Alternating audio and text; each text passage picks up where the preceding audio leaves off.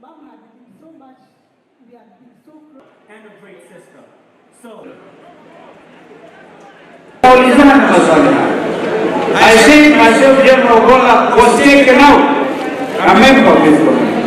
I still stand by that statement.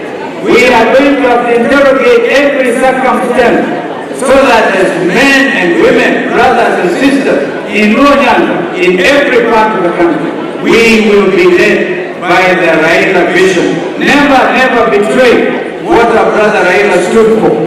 We are here on behalf of the United Opposition of Kenya to stand with the Jaramogi family na kusema poleni sana kwa msiba huu. Vilevile, we wish you well, our big brother Oburu, leading the biggest party in Kenya all year. There is a lot of responsibility on your shoulders.